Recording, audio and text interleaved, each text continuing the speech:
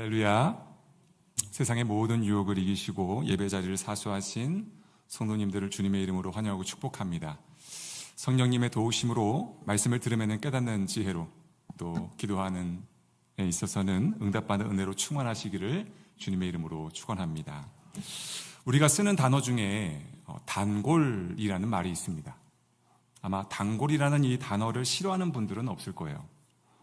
단골 메뉴, 단골 식당, 또 단골 멘트 등 일상에서 긍정적으로 사용되는 단어이기 때문에 아마 이 단골을 싫어하시는 분들은 없을 겁니다.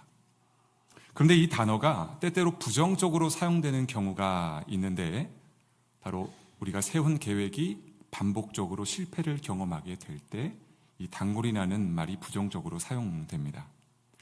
특히나 현재 우리는 2025년 연초의 시간을 보내고 있기 때문에 이 새해 계획이라는 이 단어로부터 자유할 수가 없죠.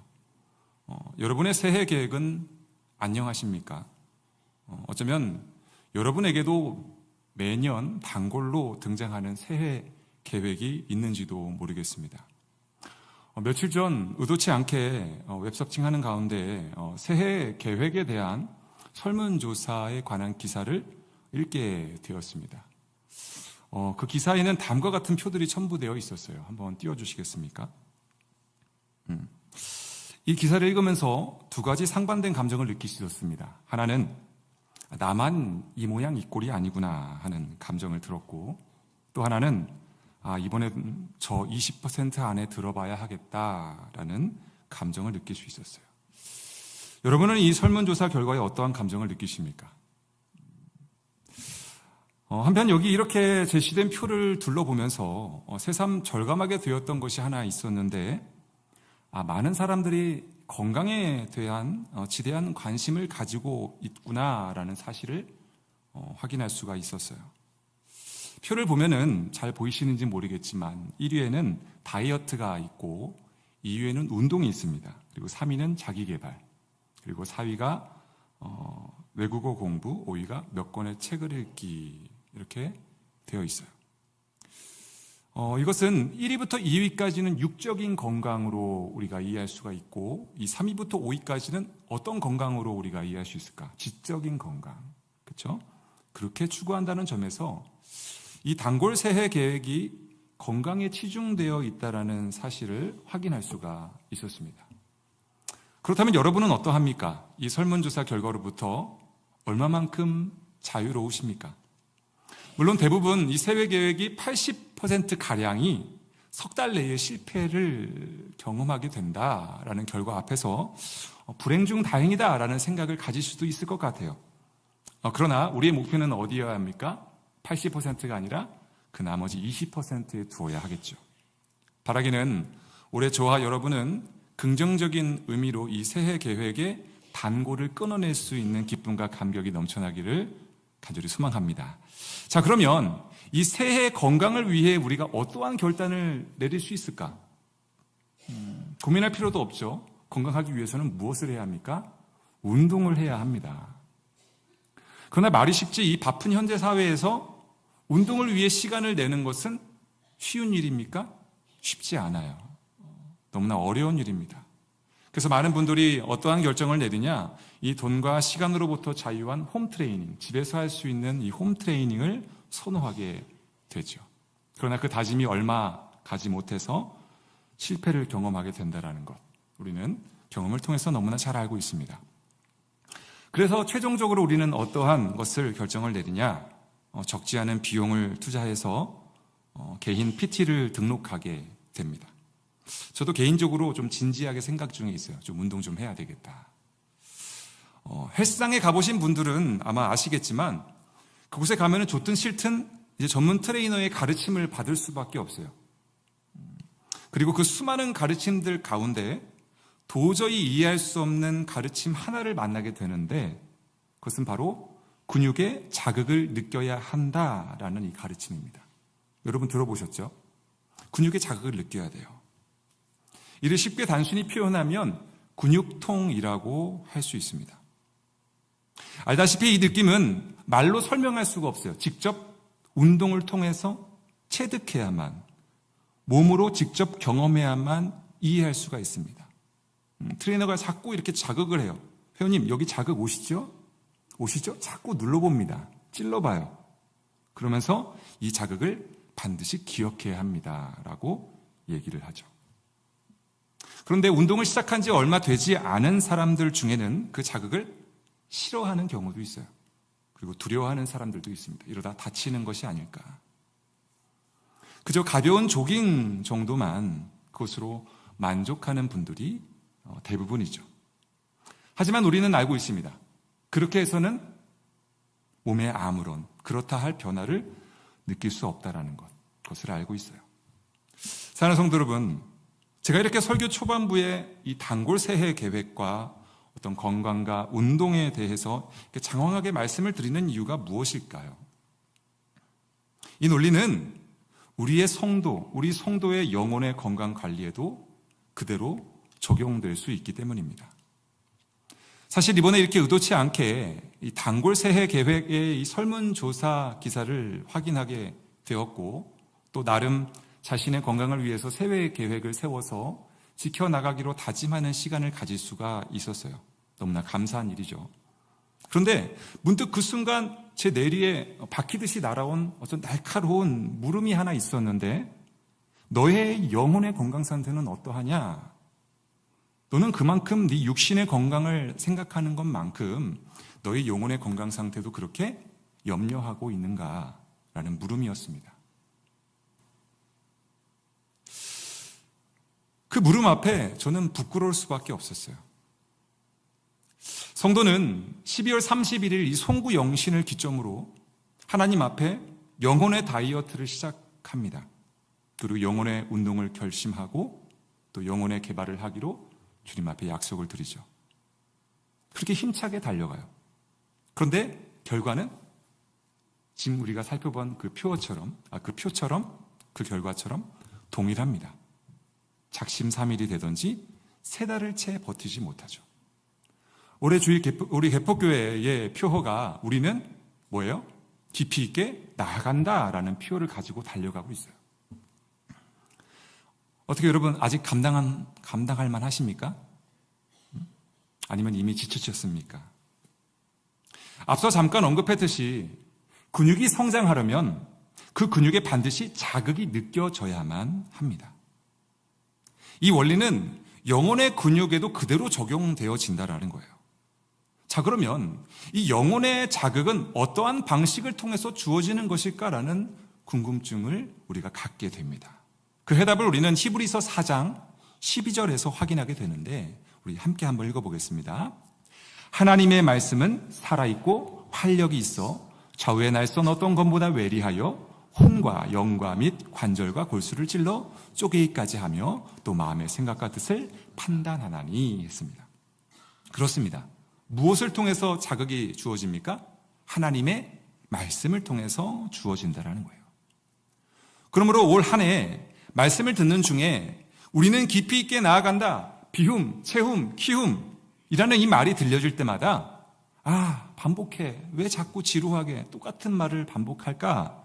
라고 느끼지 마시고 부디 영혼의 근육의 성장과 성숙을 위해 지속적인 자극을 드린다라는 사실을 기억하며 그렇게 그 느낌을 온전히 누리며 건강하게 우리의 영혼의 건강을 이루어 나갈 수 있는 저와 여러분이 되기를 간절히 소망합니다. 성경 말씀은 찌르는 날카로운 검으로 묘사합니다. 이는 하나님의 말씀이 반드시 우리 영혼에 고통스러운 자극을 주게 되어 있음을 가르쳐 주는 거예요. 하나님의 말씀이 주는 이 찔림은 그 누구도 피할 수 없음을 성경은 우리에게 분명하게 말해주고 있는 거예요. 피할 수 없으면 뭐 해야 됩니까? 즐겨야 되겠죠. 여러분, 근육통을 느낄 때 그 부위를 손가락으로 누르면 어떻습니까? 아프죠. 그렇죠? 말로 다 할 수 없는 고통이 찾아옵니다. 특히 이 트레이너 분들이 근육에 자극이 오는지 아주 무자비하게 누르는 경향이 있어요. 그때 트레이너 분들은 습관적으로 하는 말이 있습니다. 이 감각을 즐길 수 있어야 돼요. 이게 말이 쉽지? 실천하기가 참 어렵습니다. 저는 이 성령님께서 말씀을 통해서 우리를 찌르시는 이 과정도 동일하다라고 생각합니다. 성령님께서 사정을 봐주지 않는 거예요. 이 말씀의 칼로 지속적으로 우리의 성장시켜야 할 영혼의 그 근육의 부위에 자극을 주신다라는 거예요. 그리고 묻는 거예요. 뭐라고 물어보실까요? 아파? 아파? 아파야 정상이야. 때로는 그러한 물음이 얄밉다고 느껴지기도 하지만 우리는 경험을 통해서 알고 있습니다. 아픈 만큼 우리가 성숙해졌다라는 사실을 알고 있어요.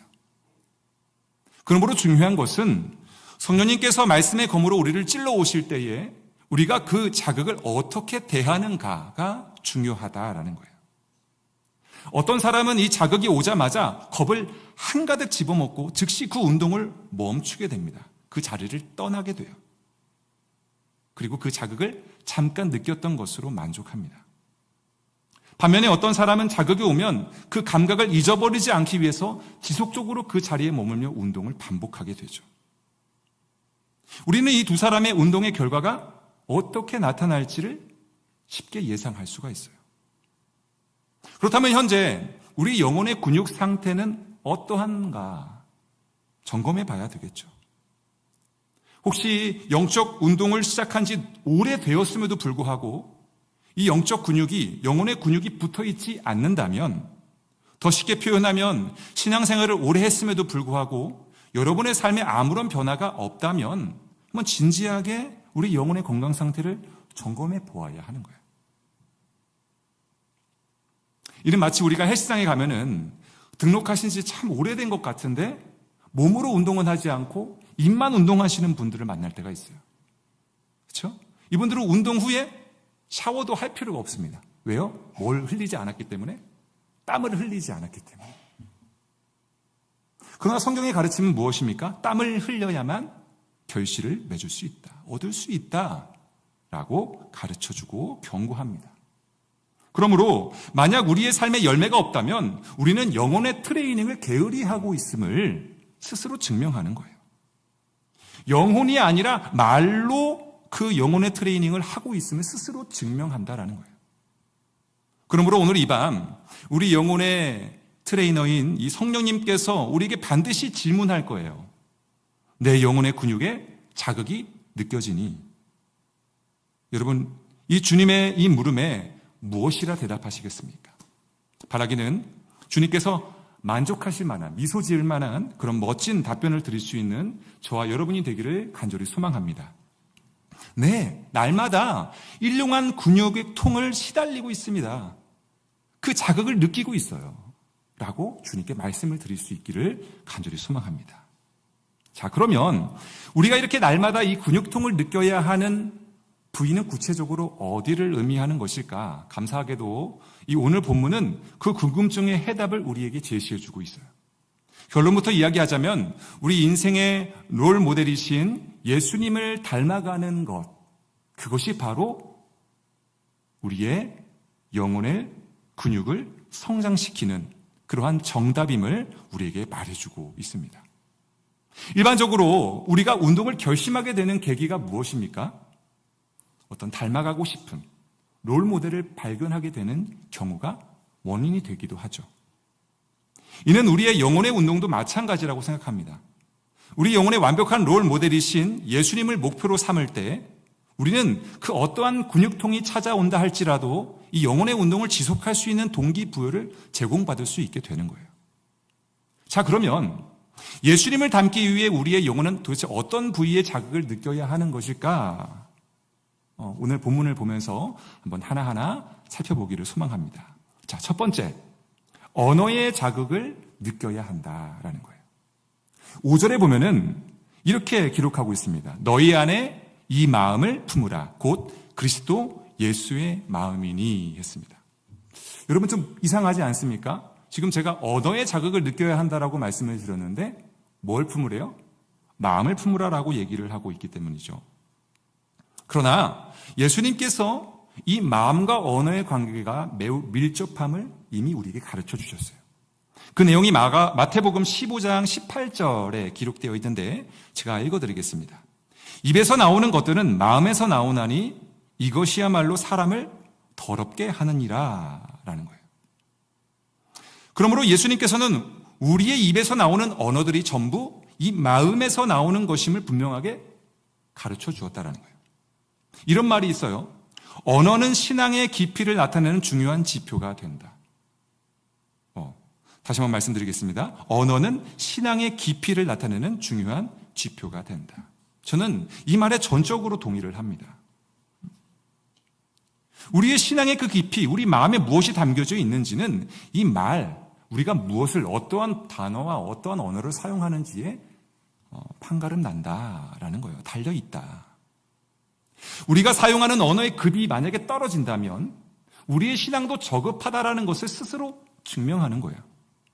왜냐하면 그것은 평소 말씀의 칼로 언어의 근육의 자극을 받는 운동을 게을리했음을 말해주기 때문이에요. 말씀을 통해서 성령님께서 지속적으로 우리의 언어에 자극을 주셨음에도 불구하고 그것에서 우리는 무관심하고 외면했던 것이죠. 그러므로 오늘 이 밤 우리 영혼의 인류 트레이너 되시는 성령님의 이 지도를 외면하지 않고 이 언어에 다가오는 자극을 온전히 느낄 수 있는 저와 여러분이 되기를 간절히 소망합니다. 주님께서 말씀의 검으로 찌르면서 말씀하시는 거예요. 너의 말이 다른 사람을 격려하고 살리는가? 아니면 낙심케 하는가? 넘어지게 하는가? 너희 입에서 나오는 말이 주님의 이름을 높이는가? 아니면 불평과 원망으로 가득하는가? 특별히 저에게 주시는 그러한 음성 가운데 너의 말이 영혼을 살리는 말이니 아니면 죽이는 말이니 라는 음성이 날마다 저를 괴롭게 합니다. 신학생부터 이 질문, 이 물음은 지금 이렇게 목사가 되었음에도 불구하고 여전히 두렵고 떨리는 마음으로 대하는 질문 가운데 하나예요. 목회자는 말로 사람을 살릴 수도 있고 죽일 수도 있기 때문입니다. 그래서 이전에는 목회가 너무 두렵다. 내가 과연 이걸 감당할 수 있을까라는 것들 때문에 내려놓으려고도 했었습니다. 물론 이 질문의 무게는 비단 목회자뿐만 아니라 영적으로 깨어있는 분이라면 누구에게나 적용될 수 있어요. 내 말이 살리는 말인가 아니면 죽이는 말인가. 그러나 목회자의 자녀로 평생을 살아오고 더 나아가서 스스로 목회자가 된 지금에도 더 큰 영적 부담감으로 밀려오게 돼요. 여러분은 어떠한 마음으로 여러분들의 언어를 사용하고 계십니까? 야고보서 3장 8절에 보면은 혀는 능히 길들일 사람이 없나니 쉬지 아니하는 악이요 죽이는 독이 가득한 것이라 라고 했습니다. 여기서 야고보는 분명하게 밝히고 있어요. 혀를 길들일 사람은 능히 없다. 그래서 그럴까요? 때로는 이 구절을 핑계 삼아 나의 수준 미달인 언어 습관을 합리화시키곤 합니다. 나만 그런 건 아니야. 다들 그러고 살아. 혀를 길들일 사람은 없다고 했어. 그런데 이 야고보서의 말씀, 이 야고보의 말씀이 고작 그런 하찮은 내용을 담고 있을까? 아니라는 거죠. 더 깊은 의미가 담겨져 있습니다. 다시 한번 야고보서 3장 8절의 말씀을 읽어보면 혀는 능히 길들일 사람이 없나니 쉬지 아니하는 악이요 죽이는 독이 가득한 것이라 라고 기록하고 있죠. 여기서 우리가 주목할 부분은 능히 길들이지 못한다라는 이 결론이 아니라는 거예요. 우리가 만약에 이 능히 길들이지 못한다라는 부분에만 주목한다면 이 구절은 그저 우리의 나태함의 핑계의 용도로밖에 사용될 수가 없습니다. 하지만 능히 길들이지 못하는 그 대상이 사람이다 라는 것을 우리가 주목한다면 이 구절은 하나님을 향한 성도의 신뢰의 근거로 읽혀질 수 있게 된다는 거예요. 그 이유는 무엇이냐? 사람은 능히 혀를 길들이지 못하지만 누구는? 하나님은 능히 하실 수 있다라는 결론에 이르게 되기 때문이에요. 그렇습니다. 사람이 불가능한 일을 하나님은 능히 하실 수 있다라는 거예요. 그러므로 우리 영혼의 트레이너 되시는 성령 하나님께서 지금도 우리의 혀를 길들이시고 우리의 언어를 자극을 주시면서 그 근육을 키우기를 원하심을 믿으시기를 축원합니다. 그리고 그런 능력이 그분께 있음을 확신해야 돼요. 신뢰해야 돼요. 그 자극을 외면하지 않는 저와 여러분이 되기를 간절히 소망합니다. 자, 그런데 간혹 어떤 이들은요, 이렇게 성령님을 통해 혀가 길들여지는 과정을 어떤 단순하게 말수가 줄어드는 것으로 이해하는 경향이 있습니다. 마치 수도원에 들어가서 무거운 수행을 하는 것처럼 여길 때가 있어요. 정말 그럴까요?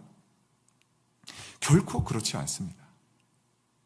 그렇게 확신할 수 있는 이유는 우리 영혼의 롤 모델이신 예수님께서는 결코 말이 적으신 분이 아니셨기 때문이에요. 예수님은 부드럽게 말씀해야 할 때는 부드럽게 말씀하셨고 강하게 책망해야 할 때는 강하게 말씀하셨다라는 거예요. 곧 사랑의 언어와 경우에 맞는 언어를 적절하게 사용하시는 분이었음을 우리는 기억해야 합니다. 그 근거가 되는 구절을 몇 곳 살펴보면 먼저 요한복음 8장 10절로 11절의 말씀을 찾을 수 있는데 제가 같이 한번 읽어보겠습니다. 함께 읽겠습니다. 예수께서 일어나사 여자 외에 아무도 없는 것을 보시고 이르시되 여자여 너를 고발하던 그들이 어디 있느냐? 너를 정죄한 자가 없느냐? 대답하되 주여 없나이다. 예수께서 이르시되 나도 너를 정죄하지 아니하노니 가서 다시는 죄를 범하지 말라 하시니라 하셨습니다. 율법에 따르면 이 가늠한 여인은 돌에 맞아 죽어 마땅한 여인이었습니다. 그러나 예수님은 사랑의 언어로 그녀를 회복시키셨고 죽을 위기에서 구원하셨다라는 거예요. 만약 예수님께서 그 자리에서 침묵하셨다면 그 여인은 생명을 잃고 말았을 겁니다. 반면에 외식하는 바리새인들에게는 어떻게 말씀하셨습니까? 마태복음 23장 27절에 보면은 이렇게 기록하고 있죠. 화 있을진저 외식하는 서기관들과 바리새인들이여 회칠한 무덤 같으니 겉으로는 아름답게 보이나 그 안에는 죽은 사람의 뼈와 모든 더러운 것이 가득하도다 라고 기록합니다. 무엇입니까? 우리 예수님께서는 진리를 강하게 선포해야 할 때는 조금도 망설이지 않았음을 확인하게 되는 거예요. 그러므로 우리는 이러한 결론을 내릴 수 있습니다. 성령님께 길들여진 혀는 단순히 말수가 줄어드는 혀가 아니다. 경우에 맞게 말하는 혀가 되는 것이다. 그래서 사도 바울은 에베소서 4장 29절로 30절에서 성도들을 향해서 이렇게 권면하는 거예요. 무릇 더러운 말은 너희 입 밖에도 내지 말고 오직 덕을 세우는 데 소용되는 대로 선한 말을 하여 듣는 자에게 은혜를 끼치게 하라.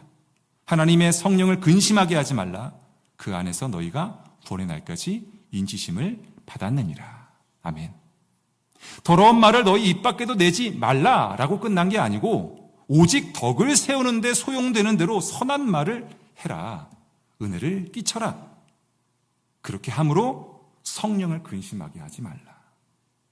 사랑하는 성도 여러분, 오늘 성령께서 우리에게 동일하게 도전하고 계세요.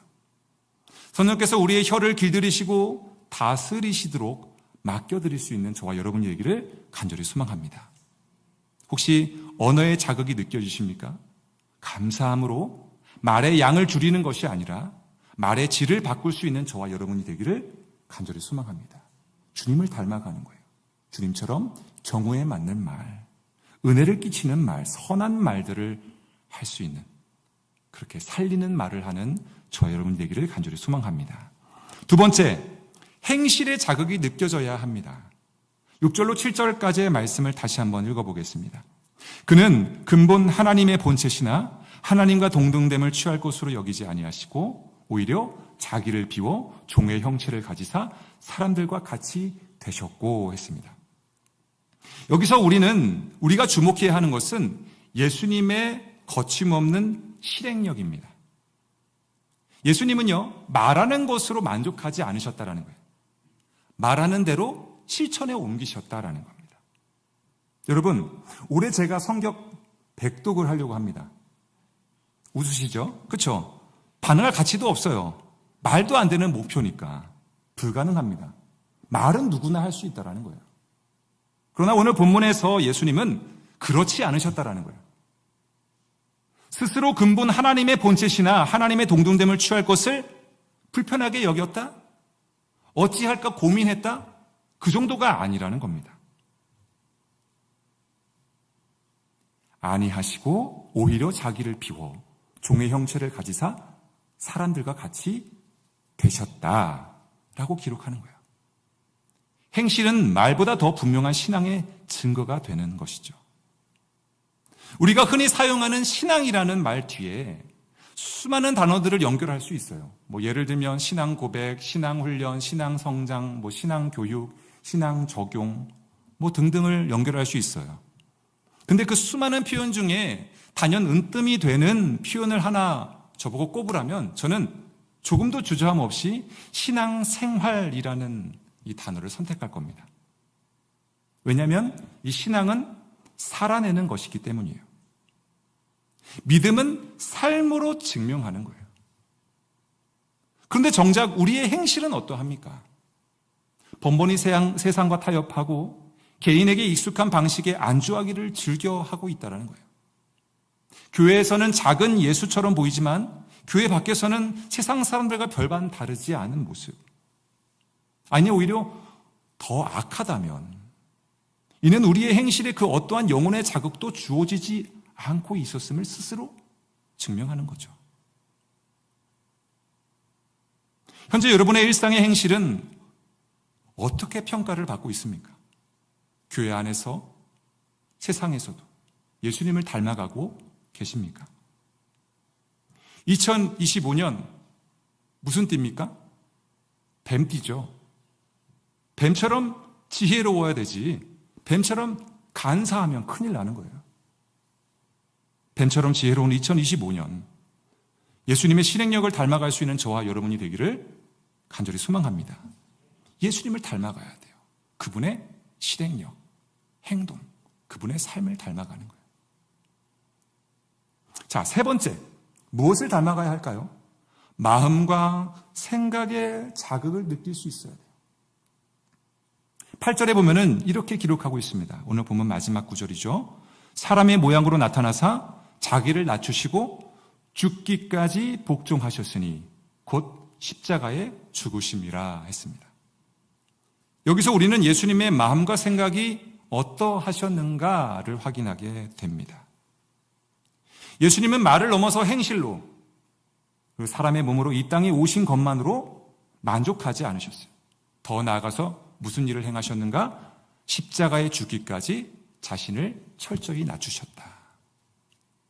여러분, 이 십자가의 사건, 자신의 생명을 내어주는 이 사건은요, 단순히 어떤 말과 신행령으로 이루어질 수 없는 그런 영역이에요. 그러나 우리 예수님께서는 그 영역에 주저없이 나아가셨다라는 거예요. 말로 하셨고 실행에 옮기셨고 죽기까지 복종하셨다. 어찌해야 이러한 경지에 다다를 수 있을까?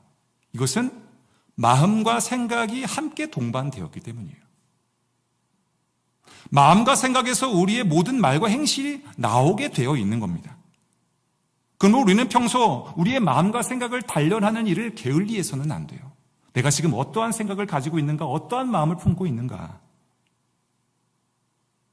그러므로 오늘 이 밤 성령께서 허락하시는 그 영혼의 자극을 결코 이상히 여기지 마시기 바랍니다. 성장과 성숙의 기회로 붙드셔야 돼요. 그때 우리의 신앙은 외식적인 말의 행위가 아니라 진실한 삶으로 주님 앞에 증명되어질 것입니다.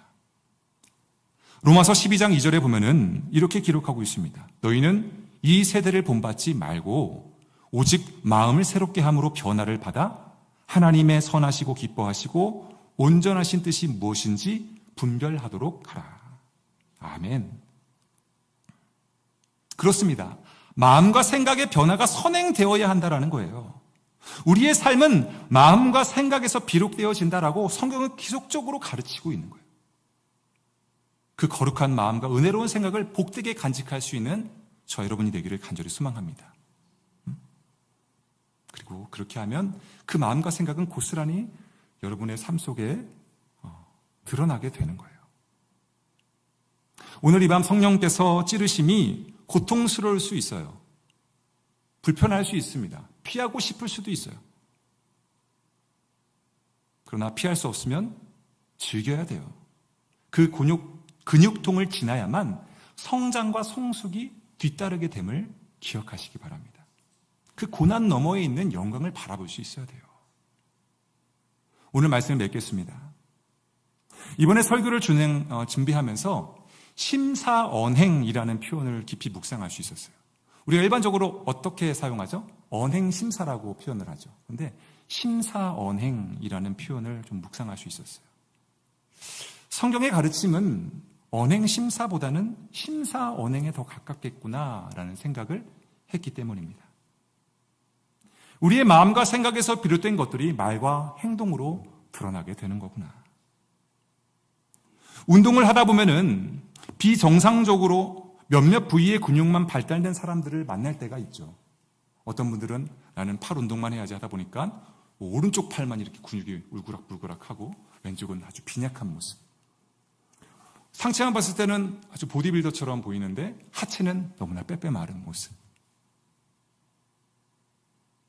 또는 아무런 변화도 확인할 수 없는 그러한 모습. 그럼 이 시간 한번 우리 자신의 영혼의 건강 상태를 점검해 보아야 하는 거예요. 나의 영혼의 근육은 균등하게 발달되어 있는가? 균형 잡힌 모습인가? 요한복음 3장 18절에 자녀들아 우리가 말과 혀로만 사랑하지 말고 행함과 진실함으로 하자라고 권면합니다. 언행심사, 심사언행. 이 말은 무엇이 먼저다라는 것이 아니라 모두 같이 가야 된다. 함께 가야 한다라는 거예요. 어느 것에 치우쳐서는 안 돼요. 말만, 행동만, 우리의 마음만, 우리의 생각만 아니라는 거예요. 주님이 우리에게 원하시는 모습은 언행심사, 이 모든 것들이 균등하게 건강한 모습. 그 모습을 우리에게 원하심을 기억하시기 바랍니다. 말과 혀로만 사랑하지 말고 오직 행함과 진실함으로 해야만 합니다.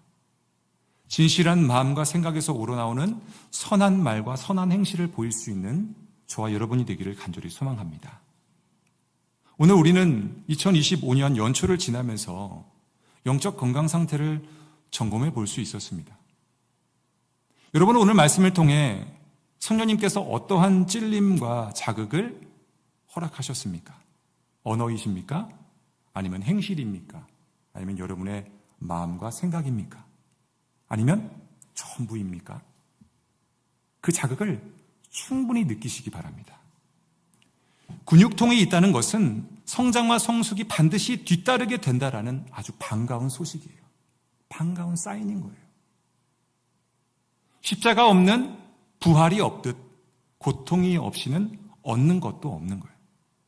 우리의 영혼의 맞춤형 트레이너가 되시는 이 성령님의 지도 가운데 그 근육통을 온전히 인내하며 견디며 삶이 아닌 것은 살아가지 않겠다라는 다짐으로 더 깊이 있는 올 한 해의 의미 있는 그러한 삶을 살아가시는 저와 여러분이 되기를 주님의 이름으로 축원합니다.